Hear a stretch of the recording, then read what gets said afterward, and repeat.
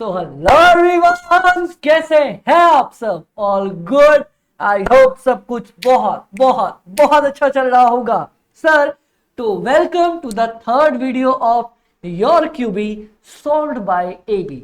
Guys, आप लोगों को सबसे ज्यादा डर मार्जिनल वर्सेस एब्जॉर्प्शन के कॉस्टिंग वाले क्वेश्चन में ही लग रहा था। Marginal versus absorption costing, Amit भाई समझ में तो सब आ गया था, लेकिन इसका एक क्वेश्चन देखती ना अपने तोते उड़ गए थे और 12 बज गए थे। तो मैंने सोचा एक बार मैं आपको वापस से बता दूं, समझा दूं, दिखा दूं, तब मैं आपको सारी चीजें कवर अप करवाता हूं। सर, एक बार इधर आना। इसके लिए ना अपने को चलना पड़ेगा सन 1680 में। अरे घबराओ मत, इतने पीछे नहीं जा रहे। आपको आना पड़ेगा सबसे पहले चैप्टर के अंदर, कॉस्ट शीट। इसमें एक्चुअली 3 चैप्टर का कंसेप्ट लगता है, ध्यान से देखना। ये बड़ा मजेदार क्वेश्चन मुझे इसलिए भी लगता है क्योंकि ये पहला इकलौता ऐसा चैप्टर आया है, मतलब क्वेश्चन आया है, जिसमें आप लोगों के 3-4 चैप्टर के क्वेश्चंस मिलके चीजें बनती हैं। आओ मैं आपको दिखा भी देता हूं, बना भी देता हूं, एंड आई प्रॉमिस सर, इससे मस्त और आसान चीजें ये क्वेश्चन कभी आपने नहीं समझा होगा, ना समझाया गया होगा। सर, कॉस्ट शीट बनाते वक्त याद करो अपन क्या करते थे। Direct material consumed, direct labour, direct expenses, आता था आपका प्राइम कॉस्ट। प्राइम कॉस्ट में आप जोड़ते थे factory overhead plus opening WIP plus minus closing WIP करते थे आप। आता था आपका नेट फैक्ट्री कॉस्ट। इसमें आरएनडी वारएनडी इधर उधर वाले खर्चे जोड़ लेते थे। उसके बाद आपके पास plus admin related to production plus R and D वारएनडी वाले जो भी खर्चे थे वो सारी चीजें उनको एक बार साइड रखते हैं। ये करके आपके पास एक खर्चा निकलता था जो था सीओपी। ठीक है, इसमें आप ऐड करते थे ओपनिंग फिनिश गुड्स, माइनस करते थे क्लोजिंग फिनिश गुड्स। आता था आपके पास एक कंसेप्ट जिसको आप बोला करते थे कॉस्ट ऑफ गुड्स सोल्ड। ठीक है, और इसके बाद आप ऐड करते थे जनरल एडमिन और सेलिंग एंड डिस्ट्रीब्यूशन ओवरहेड, जो आपको एक टर्म देता था सीओएस, जिसमें आप प्रॉफिट ऐड करके अपना सेल निकाल लिया करते थे। हाँ जी सर, ये कंसेप्ट हमें याद है। अमित भाई, ये क्यों पढ़ाया आपने इस चैप्टर में? मैं बताता हूं आपको। सबसे पहले बताओ, ये चीज समझ में आ गई। अब आप एक बात बताओ, क्या सीओजीएस हो या सीओपी हो, दोनों निकालने के लिए पहले तो ये चीज देखना, अगर आपको सीओपी निकालना है, ठीक है, अगर आपको सीओपी निकालना है तो इससे ऊपर वाली सारी खर्चे अपन ने जोड़ जाड़ दिए थे। हाँ, अब ध्यान से देखना, अगर मुझे ओपनिंग फिनिश गुड्स तो हमेशा गिवन होता है तो इसकी टेंशन ही नहीं लेनी, ये तो अपने को हमेशा गिवन होता है तो इसकी टेंशन नहीं लेनी। सर याद करो, अगर आपको क्लोजिंग फिनिश गुड्स निकालना होता था तो आपको क्या रिक्वायर्ड होता था? मुझे रिक्वायर्ड होता था सीओपी। मेरा क्लोजिंग फिनिश गुड सीओपी के बेसिस पे निकलता था, क्योंकि हम लोग हमेशा फीफो कंसेप्ट फॉलो करते थे कि सर ये तो बन के बिक ही गया होगा, तो जो सामान बचा है वो किस में से बचा होगा? इस वाले नए वाले आइटम में से अपना क्लोजिंग फिनिश गुड्स बचा होगा। तो याद है ना, आप निकालते थे। सर मान लो अपन ने 40,000 यूनिट्स बनाई है, उसको बनाने का खर्चा आया है 8 लाख, और मेरे पास इधर 5,000 यूनिट पड़ी हुई है, तो मैं कैसे निकालता था क्लोजिंग फिनिश गुड्स?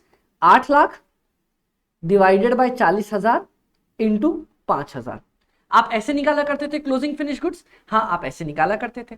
ठीक है, ये चीज आपको पता है, ये चीज आपको समझ में आ गई है, इतना डन है, कोई टेंशन है? कोई टेंशन अपने को नहीं है यहां तक। चलो, अब अगर मैं आपसे आगे की बात बोलूं, हाँ जी, आपको अगर निकालना है, वापस से सुनना, क्लोजिंग फिनिश गुड्स, तो क्या चाहिए? आपको चाहिए सीओपी। राइट, कोई दिक्कत? कोई दिक्कत का पॉइंट नहीं है। अब मुझे एक और चीज बताना, सर क्या कहीं से भी जनरल एडमिन और सेलिंग एंड डिस्ट्रीब्यूशन का रिक्वायरमेंट है मुझे सीओजीएस या सीओपी निकालने में? नहीं सर, इसमें इसमें इसमें इन तीनों में अपने को जनरल एडमिन और सेलिंग डिस्ट्रीब्यूशन ओवरहेड की कोई रिक्वायरमेंट नहीं होती, ये तो अपने लास्ट में जुड़ते हैं। ठीक है, कोई दिक्कत नहीं, ये पॉइंट क्लियर हो गया। ठीक है, ये क्लियर हुआ तो मैं एक काम करता हूं, इसको उठा के, मेरे को क्योंकि मैदान साफ चाहिए होगा,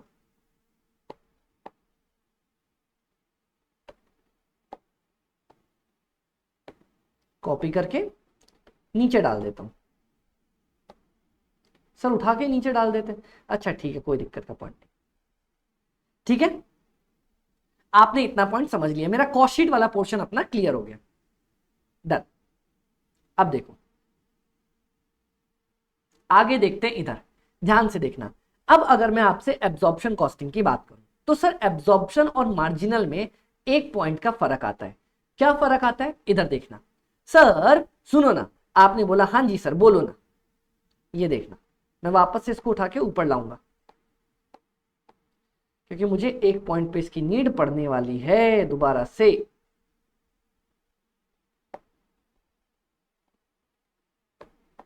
ये देखो सर, इधर आओ, देखो समझो।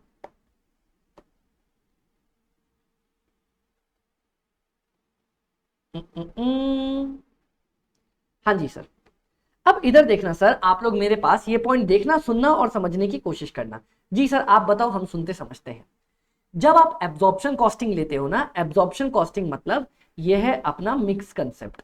इसमें आप वेरिएबल ओवरहेड और फिक्स्ड ओवरहेड को अलग अलग नहीं करते हो। Means all fix and variable cost are together. मतलब अगर यहां पे आपका फैक्ट्री ओवरहेड होगा ना, तो वो भी आपका फिक्स प्लस वेरिएबल दोनों रहेगा। यहां पे आपका फिर चलते चलते चलते चलते एडमिन अगर रिलेटेड टू प्रोडक्शन है ना, ये भी फिक्स और वेरिएबल दोनों रहेगा। चलते चलते चलते चलते जनरल एडमिन ओवरहेड, ये भी फिक्स वेरिएबल दोनों रहेगा, ये भी फिक्स और वेरिएबल दोनों रहने वाला है। लेकिन मार्जिनल कॉस्टिंग में ध्यान देना सर, जब आप direct material cost, direct labour, कुछ भी फिक्स्ड ओवरहेड, फैक्ट्री ओवरहेड निकालते हो, ओनली वेरिएबल पोर्शन रहता है, ओनली वेरिएबल पोर्शन रहता है, ओनली वेरिएबल पोर्शन रहता है, ओनली वेरिएबल पोर्शन रहता है। क्यों सर, इनके फिक्स्ड कहां चले जाते हैं? इन सबको आप एक साथ माइनस करते हो। तो एक बात बताओ, यहां पे जो मेरा कॉस्ट ऑफ प्रोडक्शन आएगा, इसमें फिक्स्ड कॉस्ट वेरिएबल कॉस्ट दोनों जुड़ी रहेगी। सर मेरा जो सीओजीएस आएगा, इसमें फिक्स्ड और वेरिएबल दोनों जुड़ा रहेगा। सर मेरा जो सीओएस आएगा, इसमें फिक्स्ड और वेरिएबल दोनों जुड़ा रहेगा। हाँ, लेकिन जब मैं मार्जिनल कॉस्टिंग बनाऊंगा तो मेरे सीओपी में ओनली वेरिएबल जुड़ा रहेगा। हाँ, सीओजीएस में ओनली वेरिएबल जुड़ा रहेगा। हाँ, सीओएस में ओनली वेरिएबल जुड़ा रहेगा। इन सब में ओनली वेरिएबल जुड़ा हुआ रहने वाला है। ओके, अब सुनना, मतलब अगर मैं एब्जॉर्प्शन कॉस्टिंग के अंदर जब आप कैलकुलेट करोगे क्लोजिंग फिनिश गुड्स, आप किसकी मदद से कैलकुलेट करते हो? अभी हमने सीखा था सर, क्लोजिंग फिनिश गुड्स निकालने के लिए चाहिए मेरे को सीओपी। तो यहां पे जो क्लोजिंग फिनिश गुड्स आएगा, उसमें भी फिक्स्ड और वेरिएबल बोथ इंक्लूडेड रहेंगे, फिक्स्ड कॉस्ट भी वेरिएबल कॉस्ट भी। लेकिन यहां का जो क्लोजिंग फिनिश गुड्स आने वाला है मार्जिनल में, उसमें सिर्फ वेरिएबल कॉस्ट इंक्लूडेड रहने वाली है। एक पॉइंट यहां पे आ जाता है, आपको ध्यान देना है sir, in absorption costing when we calculate, ध्यान से देखना, जब आप कैलकुलेट करते हो क्या क्या चीजें, जब आप कैलकुलेट करते हो आपका फैक्ट्री ओवरहेड सर, उसके बाद एडमिन ओवरहेड, उसके बाद सेलिंग ओवरहेड, उसके बाद closing stock of finished goods, जब आप ये तीनों चीजें निकाल के आते हो, इसमें both fixed cost and variable cost included.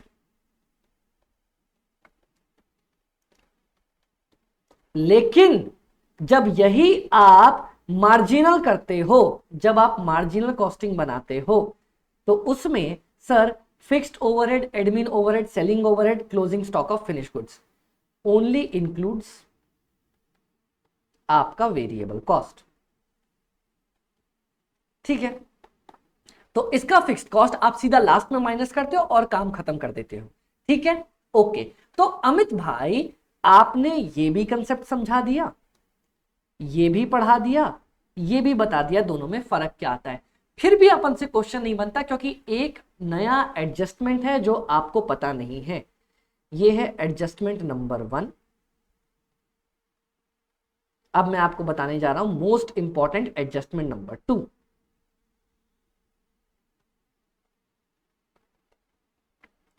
Sir एक बात सुनना और समझने की कोशिश करना, हम फैक्ट्री जब हम एब्जॉर्प्शन कॉस्टिंग बना रहे होते हैं, हाँ, इन एब्जॉर्प्शन कॉस्टिंग हम रिकवरी रेट कैलकुलेट करते हैं ना, we calculate recovery rate, we calculate recovery rate. And we charge recovered overhead. आप रिकवर्ड ओवरहेड चार्ज करते हो, याद है आपको, पता है अपन रिकवरी रेट निकालते हैं और रिकवर्ड ओवरहेड चार्ज करते हैं, बट वी ओनली चार्ज, हम सिर्फ चार्ज करते हैं recovered factory overhead. Production overhead हो बोल दो या आप फैक्ट्री ओवरहेड बोल दो, सिर्फ इसी को रिकवर्ड बेसिस पे चार्ज किया जाता है। और आपका एडमिन ओवरहेड, जो जनरल एडमिन ओवरहेड है, general admin overhead and selling overheads are taken on actual basis. इनको एक्चुअल बेसिस पे लिया जाता है, इनको रिकवर्ड बेसिस पे नहीं लिया जाता है। मतलब सर आप कहना चाह रहे हो कि अपने को जो रिकवरी रेट निकालनी है ना, सिर्फ फैक्ट्री ओवरहेड या प्रोडक्शन ओवरहेड की रिकवरी रेट निकालना, ओके, रिकवर्ड फैक्ट्री ओवरहेड या प्रोडक्शन ओवरहेड चार्ज करना, general admin overhead, selling overhead, ये तो अपने एक्चुअली आने वाले हैं। अब सुनो सर, इन मार्जिनल कॉस्टिंग ध्यान से देखना, all the fixed cost are charged in the end। Upon and में चार्ज करते हैं, are charged in the end, upon and में चार्ज करते हैं। सो जनरल, ध्यान से देखना, ध्यान से देखना, ध्यान से देखना, ध्यान से देखना, जनरल एडमिन ओवरहेड और सेलिंग डिस्ट्रीब्यूशन ओवरहेड तो एक्चुअल बेसिस पे लिया ही जाता है सर, क्योंकि आप यहां पे सारे फिक्स्ड कॉस्ट लास्ट में डालते हो। फैक्ट्री ओवरहेड या production overhead are also taken on actual basis. Oh my god sir, अपने को मतलब अभी तक बस यही नहीं पता था, आपको इतना पता था कि इसकी क्लोजिंग फिनिश गुड्स और इसकी क्लोजिंग फिनिश गुड्स में फर्क होता है, क्योंकि यहां पे क्लोजिंग फिनिश गुड्स में फिक्स्ड और वेरिएबल दोनों आ रहा है, यहां पे सिर्फ वेरिएबल आ रहा है। लेकिन एक और फर्क है, यहां पे आप फैक्ट्री ओवरहेड चार्ज करते हो रिकवर्ड बेसिस पे, और बाकी इसमें आप चार्ज करते हो, यहां पे ये आ रहा है रिकवर्ड बेसिस पे, यहां पे आ रहा है एक्चुअल बेसिस पे। ये दोनों तो आपके एक्चुअल बेसिस पे ही आते हैं दोनों के दोनों केसेस में। क्यों सर, ऐसा क्यों? क्योंकि देखो, सबसे पहले मेरी बात समझो, इन दोनों का तो कुछ प्रोडक्शन से लेना है ही नहीं, प्रोडक्शन से लेना देना है ही नहीं, तो इन दोनों को तो रिकवर्ड बेसिस पे अपन कभी भी चार्ज नहीं करेंगे, इनको तो हमेशा एक्चुअल बेसिस पे ही चार्ज करेंगे। ये तो आप समझ गए। हाँ, अब एब्जॉर्प्शन कॉस्टिंग में आप क्लोजिंग स्टॉक में, मतलब जब भी कॉस्ट ले रहे हो, आप अपनी फिक्स्ड और वेरिएबल दोनों ले रहे हो, तो मैं फिक्स्ड कॉस्ट को, ध्यान देना, आपकी फिक्स्ड कॉस्ट को, आपकी फिक्स्ड वाली प्रोडक्शन कॉस्ट को रिकवर्ड बेसिस पे चार्ज करवाता हूं। और क्यों? क्योंकि ऊपर जब मैं कॉस्ट कैलकुलेट कर रहा हूं तो दोनों को ले रहा हूं, वेरिएबल फिक्स्ड दोनों को, तो वेरिएबल अपनी पर यूनिट बेसिस पे आ रही है, तो फिक्स्ड को भी रिकवर्ड करके पर यूनिट बेसिस पे लूंगा। बट यहां पे आपकी सारी फिक्स्ड कॉस्ट लास्ट में आती है, उसको ऊपर यूनिट से कोई मतलब ही नहीं होता, इसीलिए एक्चुअल बेसिस पे आ जाती है। ऐसा क्या पॉइंट है, मैं अभी क्वेश्चन करूंगा, आपको पूरा का पूरा क्वेश्चन भी समझ में आएगा। बस ये पॉइंट आप याद रखोगे तो आपके सारे पॉइंट अभी मेरे साथ क्वेश्चन में क्लियर हो जाएंगे। ओके, चलो तो मिलके हम क्वेश्चन की ओर बढ़ते हैं सर। सबसे पहले ये देखो, इसका प्यारा क्वेश्चन जो अपने पास अवेलेबल है, देखते हैं सर क्या अवेलेबल है। एक सेकेंड, स्टूडेंट्स कह रहे हैं सर ये आओ सर, ये देखो, वंडर लिमिटेड मैन्युफैक्चर करता है सिंगल प्रोडक्ट जेस्ट, ठीक है, जेस्ट का 1 साल का डाटा दे रखा है। मैं हमेशा बोलता हूं क्वेश्चन में पहले ईयर तो जरूर पढ़ना, ये पूरा आपका 1 ईयर का डाटा है, 1 ईयर का। ओके, चलो सर इधर देखते हैं, सेल्स एंड प्रोडक्शन यूनिट्स दे रखा है, कितना बना रखा है, साल भर में अगर आप 50% पे काम करते हो तो 400 यूनिट बनाते हो, 100% पे काम करोगे तो डबल 800 बनाओगे, कोई दिक्कत का पॉइंट नहीं है। सर सेल्स 8 लाख, ठीक है सर, यूनिट्स इतना दे रखा है, तो क्या मैं पर यूनिट निकाल सकता हूं? 8 लाख डिवाइडेड बाय 400, ये आ रहा है 2000 रुपए per unit. 16 lakh divide by 800, ये भी 2000 पर यूनिट आ रहा है। वेरिएबल 3,20,000 डिवाइडेड बाय 400, ये आ रहा है 800 रुपए पर यूनिट, और ये भी आ रहा है 800 रुपए पर यूनिट, क्योंकि बेसिकली डबल ही तो हुआ था, यूनिट तो डबल हुआ था और थोड़ी कुछ हुआ। अब इधर देखते हैं, वेरिएबल 1,60,000 डिवाइड बाय 400, 400 रुपए पर यूनिट, और ये है आपका 400 रुपए पर यूनिट, क्योंकि वेरिएबल खर्चा कभी बदलता थोड़ी, वेरिएबल खर्चा पर यूनिट अपना सेम रहता है। फिक्स्ड कॉस्ट की निशानी क्या है कि फिक्स्ड कॉस्ट आपका यूनिट से फर्क ही नहीं पड़ता, वो तो हमेशा सेम का सेम ही रहता है। अब देखते हैं सर इधर सुनो, अपने पास ये पॉइंट तो समझ में आ गया कि भैया वेरिएबल कॉस्ट तो दिया है, वेरिएबल कॉस्ट सेल भी दे दिया, वेरिएबल कॉस्ट भी दे दिया, इसमें मुझे कोई झंझट नहीं होती। झंझट आती है तो सिर्फ और सिर्फ फिक्स्ड कॉस्ट के अंदर झंझट आती है, और अपन यही वाला पार्ट अच्छे से समझ के चलने वाले हैं आपके साथ। ओके, कोई दिक्कत का पॉइंट नहीं है। बोलता है normal level of the activity for the per year is 800 unit. वही तो मैं बोल रहा हूं कि अगर 100% पे काम करोगे तो 800 बना लोगे, वही ज्ञान बार बार दे रहा है। Fixed cost are incurred evenly throughout the year. Sir इस पता है बहुत बच्चे तो इस लाइन का मतलब नहीं समझते। Fixed cost incurred evenly throughout the year मतलब अगर 12 लाख की फिक्स्ड कॉस्ट है ना, तो हर महीने एवरी मंथ 1 लाख आएगी। सर ये तो अपने को पता है ना, डिवाइडेड बाय 12 कर दो 1 लाख आएगी। नहीं, फिर भी क्वेश्चन का फर्ज होता है बताना। एक्चुअली में पता है, एक्चुअल दुनिया में 1 लाख रुपए हर महीने से नहीं लगते। हो सकता है किसी महीने 1.5 लाख लग जाए, अगले साल 50,000 लग जाए अगले महीने, फिर किसी महीने 2 लाख लग जाए, किसी महीने लगे ही नहीं। एक्चुअल दुनिया में ऐसा होता है। तो क्वेश्चन ये लाइन लिख के बता देना चाहता है कि सर हमारे पास हर महीने 1 लाख का खर्चा लग रहा होता है, अगर ऐसा है तो ठीक है, डन, कोई दिक्कत का पॉइंट नहीं। आ जाओ आगे बढ़ते हैं अपन। बोलते हैं सर जी सुनो ना, मैंने बोला हाँ, the actual fixed cost are same as budgeted. Actual fixed cost उतना ही जितना आपने बजट किया था, मतलब आपने ये बजट कर रखा था ना, ठीक है, ये आपको फॉलोइंग फिगर जो दे रखा है बजटेड फिगर, यही इतनी अपनी एक्चुअल फिक्स्ड कॉस्ट है। कोई स्टॉक नहीं था, ओपनिंग स्टॉक है ही नहीं, there were no stock of Jest at the beginning of the year, तो ओपनिंग स्टॉक बराबर 0। अब देखते हैं, इन फर्स्ट क्वार्टर, पहले क्वार्टर में 220 यूनिट बनाया और 160 यूनिट बेचा। 220 यूनिट बनाया, 160 यूनिट बेचा है। अब देखो, सुनो, समझो बहुत ज्यादा प्यार से देखना, इधर है ना, आ जाओ सर इधर देखो। सबसे पहले अगर मैं आपसे क्या बोला, मेरे को बनाने क्या बोला, compute the fixed production cost absorbed by the Jest if absorption costing is used. ध्यान से देखना, एब्जॉर्ब्ड, सर मैंने बताया था, ध्यान से सुनना, इन एब्जॉर्प्शन कॉस्टिंग ओनली, क्या बोला, फिक्स्ड प्रोडक्शन ओवरहेड कितना एब्जॉर्ब किया जा रहा है। मेरे से क्वेश्चन में इतना ही मांगा, only fixed production overhead is absorbed. Fix production overhead he absorb किया जाता है, ठीक है।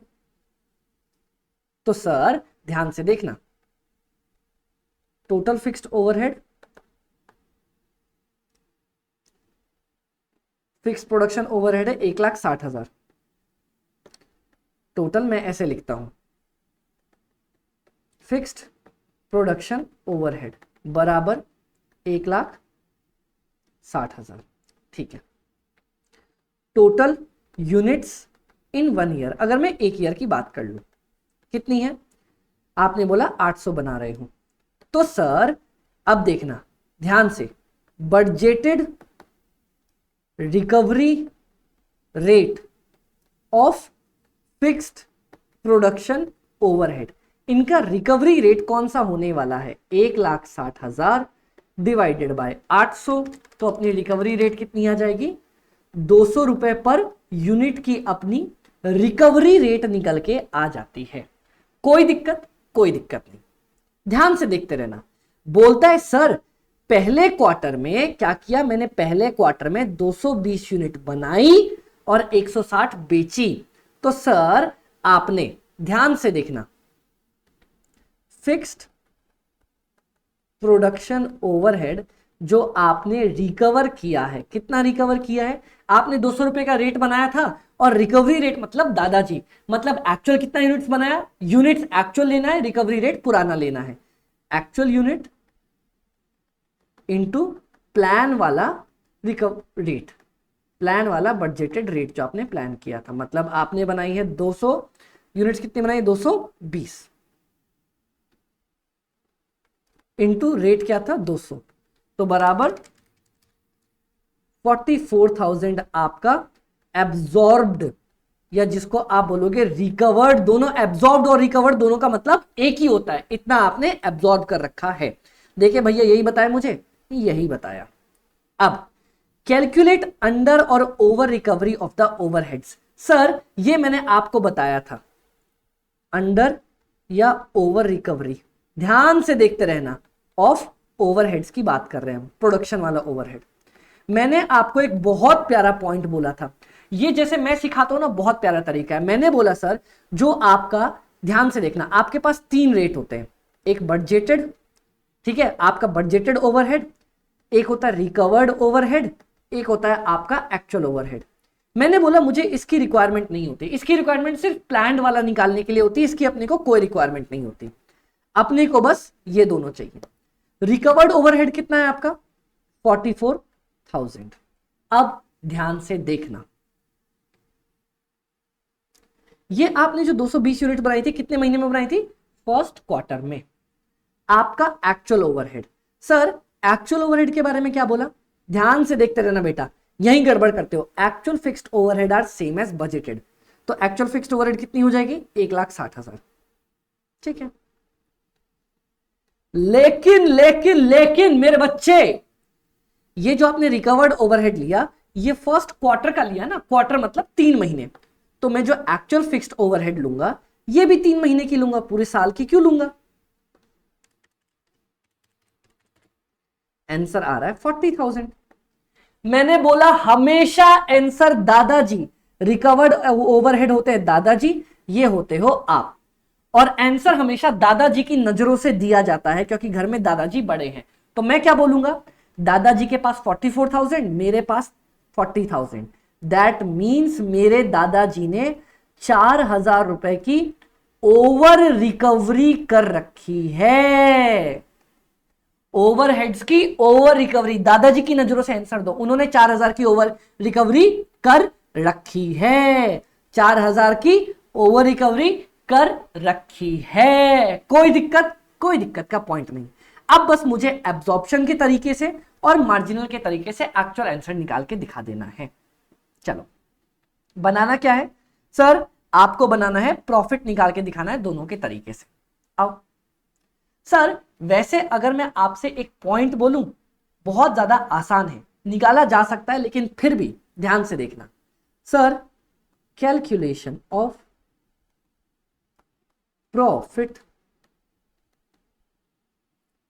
Absorption costing,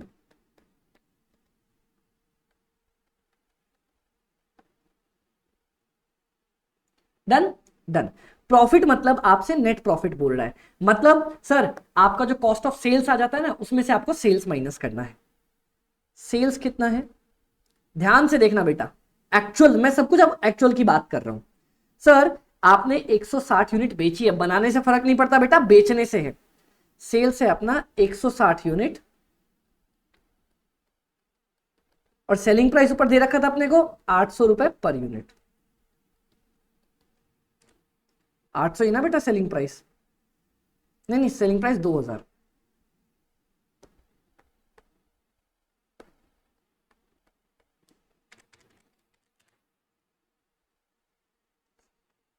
$3,20,000 per unit, sorry per unit नहीं, 3,20,000 मेरा टोटल सेल्स आ गया। सेल्स को मान लो ए, ठीक। अब मुझे निकालना है टोटल कॉस्ट। चलो टोटल कॉस्ट निकालते हैं। ध्यान से देखना है टोटल कॉस्ट कैसे निकलता है।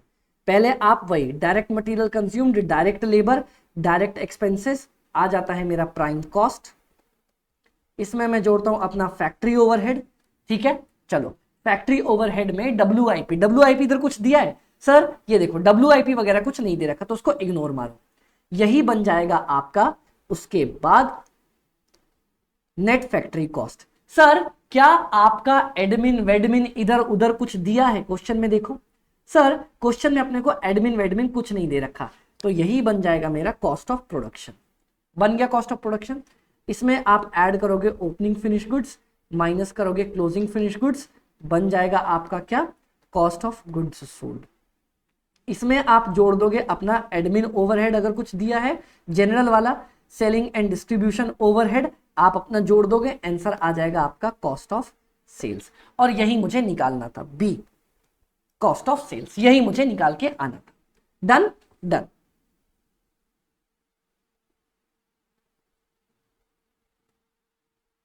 चलो सर, डायरेक्ट मटेरियल कंज्यूम्ड, ये पूरा आपने जितना खा पी के खत्म किया है मेरे को वो लेना पड़ता है। तो मैंने 220 यूनिट बनाई है और 1 यूनिट बनाने के लिए मेरे को और कुछ दे रखा है और कुछ दे रखा है और कुछ दे रखा है, सेल दे रखा है, प्रोडक्शन मेरा, डिस्ट्रीब्यूशन कॉस्ट, और तो मेरे को कुछ दे नहीं रखा। देखे नहीं सर, अपने पास और तो कुछ अवेलेबल है नहीं। यहाँ पे प्रोडक्शन कॉस्ट में वेरिएबल दे रखा है और वो दे रखा है, तो आ जाओ ये लिख देते हैं सर आराम से। कोई भी पंगा पड़ा अपने पास? कोई पंगा नहीं पड़ा। आपको यहां पे सिर्फ सेलिंग एंड डिस्ट्रीब्यूशन दे रखा है वेरिएबल और फिक्स्ड में, और प्रोडक्शन कॉस्ट वेरिएबल और फिक्स्ड में अपने को बना के दे रखा है कि बनाने में कितना लग गया। आ जाओ, ओ ओ ओ ये बनना हो जाए।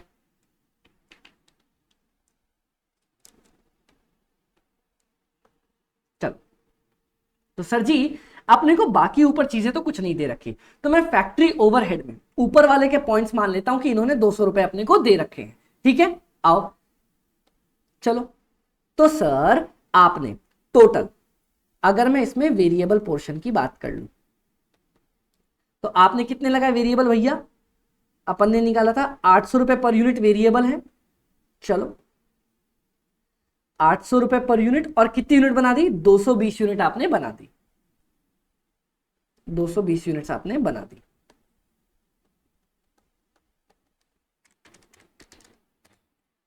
$1,76,000।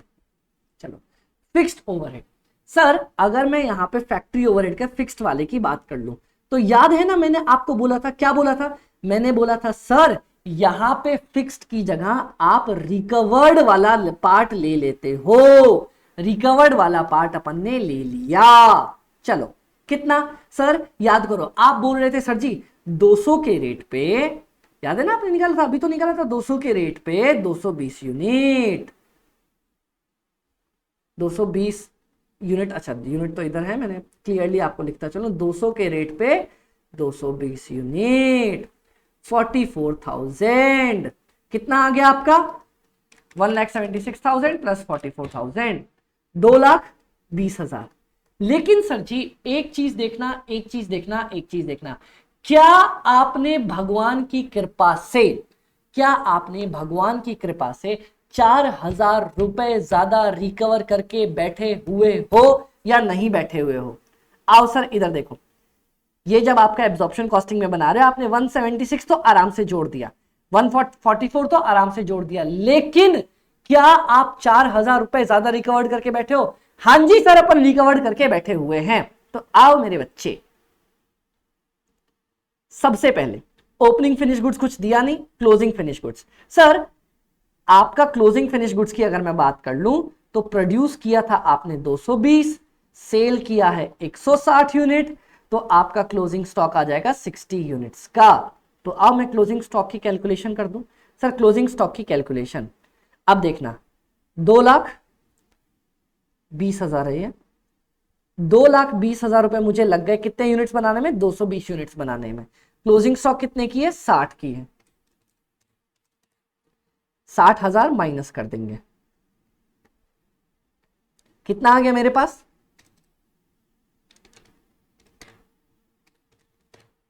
1,60,000। कोई दिक्कत है? कोई दिक्कत नहीं है सर। अब देखो यहां पे, क्या आपने 4,000 रुपए ज्यादा मांग लिए? क्या मेरे दादाजी ने 4,000 रुपए ज्यादा रिकवर करके रखे ओवरहेड्स में? हाँ, तो माइनस कर देंगे सर ओवर एब्जॉर्प्शन। दादाजी आपने ज्यादा पैसे क्यों लिए यार, ये तो गलत बात है ना। ओवर एब्जॉर्प्शन ऑफ ओवरहेड, 4,000 रुपए माइनस कर देंगे। अब ध्यान से देखना, एडमिन ओवरहेड मेरे को कुछ दिया नहीं है, सेलिंग ओवरहेड मैंने आपको बोला था एक्चुअल लगने वाला है। चलो सर सेलिंग ओवरहेड अगर मैं वेरिएबल की बात कर लूं तो कितना है? 400 रुपए पर यूनिट। अगर मैं इसके वेरिएबल की बात कर लूं 400 रुपए पर यूनिट, और कितने यूनिट पे? ये लगता है यूनिट सोल्ड पे। और फिक्स्ड, सर ये रिकवर्ड पार्ट नहीं आएगा, ये तो एक्चुअल पार्ट आता है। सर जी तो देखना इसका एक्चुअल कितना लगा। आपने टोटल लगाया है कितना? 2,40,000। हाँ पर भैया मुझे तो 3 महीने के लिए चाहिए ना, तो 2,40,000 इंटू 3 भागा 12, 64,000।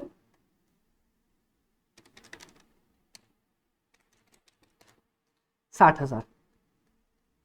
तो आपका टोटल कॉस्ट ऑफ सेल्स आएगा plus 64,000 plus 1,60,000 minus 4,000, 2,80,000 cost of sales. और अगर मैं आपके प्रॉफिट की बात कर लूं ए माइनस बी, तो ये आ रहा है 2,80,000, 3,20,000, 40,000। कोई पंगा पड़ा मेरे को? कोई पंगा नहीं पड़ा।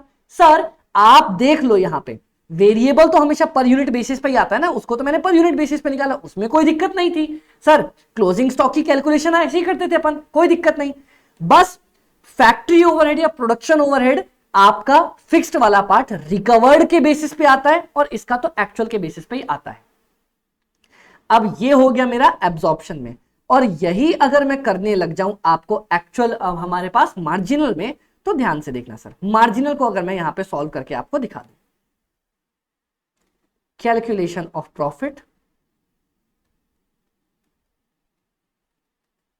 मार्जिनल कॉस्टिंग में देखते रहना, आपका दिमाग ही घूम जाएगा कि अमित भाई इतना आसान भी बना सकते हैं, ऐसे बना सकते हैं। हाँ ए अगर मैं सेल्स की बात कर लूं, आपने 160 यूनिट बेची है, कितने के रेट पे? 2,000 के रेट पे, दैट कम्स आउट टू 3,20,000। चलो अब अगर मैं बी की बात कर लूं, calculation of cost of sales, तो direct material consumed, direct labour, direct आपका एक्सपेंसेस, आपका आता है प्राइम कॉस्ट। इनमें से कुछ भी नहीं दे रखा था मेरे को। अब देखना फैक्ट्री ओवरहेड या प्रोडक्शन ओवरहेड का वेरिएबल वाला पोर्शन दिया था मुझे। हाँ दिया था ना, आपने यहीं भी तो निकाला था। 800 इंटू 220 यूनिट कितना आ गया? 1,76,000। अब क्योंकि अपन ने इतना कर दिया ना, हाँ जी सर, तो बस मेरे पास इतना ही पार्ट आ जाएगा। आ गया? आ गया। अब इसमें से मुझे वापस से वही करना पड़ेगा, क्या? माइनस क्लोजिंग अपने पास फिनिश गुड्स। सर जी सर जी सर जी सुनो ना, आपने फिक्स्ड कॉस्ट क्यों नहीं जोड़ा? मार्जिनल में फिक्स्ड कॉस्ट वैसे ही लास्ट में आती है। तो एक बात बताओ, अगर मैं यहां से फिक्स्ड कॉस्ट हटा दूं तो बचेगा ही क्या? अगली कैलकुलेशन मेरी आ जाती है क्लोजिंग फिनिश गुड्स की। हाँ तो माइनस कर दो क्लोजिंग फिनिश गुड्स, कितना आ जाएगा? सर 1,76,000 मुझे लगा है 220 यूनिट बनाने के लिए, तो सर अपना 60 यूनिट बनाने के लिए कितना लगेगा? 48,000। चलो तो ये आ जाएगा मेरा cost of production only variable वाला, ये मेरा बन जाएगा कॉस्ट ऑफ प्रोडक्शन मेरा वेरिएबल वाला। तो ये आ जाएगा मेरा cost of goods sold variable portion. सिर्फ वेरिएबल पोर्शन की मैं बात करके चल रहा हूं। कितना आ जाएगा?